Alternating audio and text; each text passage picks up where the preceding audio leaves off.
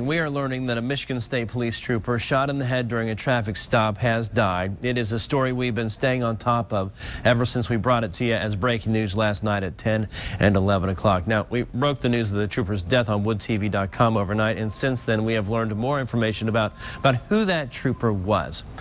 We have team coverage for you this morning. 24-hour News 8's Mark Thompson breaking down where everything happened and how it went down. But first, 24-hour News 8's Amanda Jarrett has new information that we have learned from friends and police. Amanda?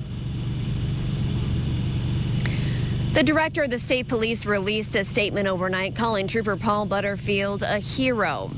This morning we know Butterfield, a 14-year veteran of the state police, was newly engaged, loved his pets, and friends tell us he absolutely loved being a state trooper. Nicknamed Butterbean, Trooper Butterfield, in his 40s, worked at the Heart Post for Michigan State Police and was an Army veteran. Butterfield was shot in the head during a traffic stop last night in Mason County. He died in surgery late last night in Traverse City. A sad morning for those in law enforcement. Many of our West Michigan agencies were tweeting overnight, sending thoughts and prayers to Butterfield's family, friends, and the state police. The state police say Trooper Butterfield's sacrifice will never be forgotten. Now, we're here at the Rockford State Police Post. We're expecting a press conference to happen at 10 o'clock this morning, where we hope to learn more about the investigation into the trooper's death and more about those suspects we've been telling you about. Now, again, that's all happening at 10 o'clock this morning. We'll be here. I'll be tweeting live updates from inside. You can follow me on Twitter, and the latest at woodtv.com, as well as a live report coming up on 24-hour News 8 at noon. Live in Rockford, Amanda Jarrett, 24-hour News 8. Our team coverage continues this morning with 24-hour News 8's Mark Thompson. He's taking a closer look at where everything happened and how police were finally able to track down the two people involved. Mark? Emily, this morning police have those two suspects behind bars, and we want to show you where everything happened last night. Take a look here. The Trooper Butterfield pulled that man and woman over in Mason County around 6:20 last night. They were about a mile from the intersection of North Custer and East Byers Road.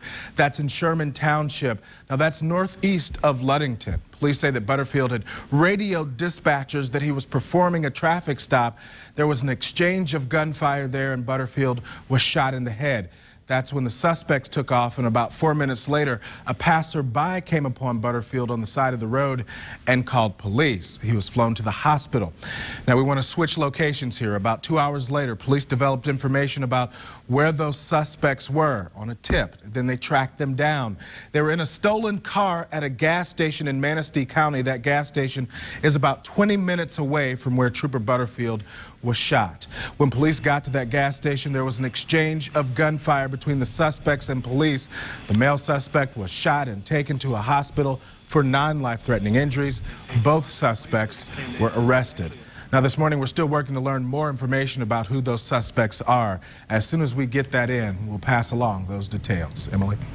After Trooper Butterfield's tragic death, Governor Snyder is responding. He released a statement early this morning saying, quote, "This senseless incident is a grim reminder that our brave public safety officers put their lives on the line every day when they go to work, protecting Michiganders. They are heroes."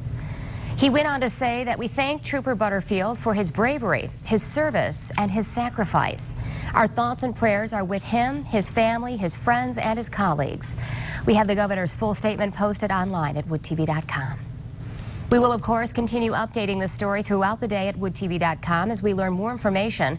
We'll also have the press conference from last night about the shooting posted right now on our homepage.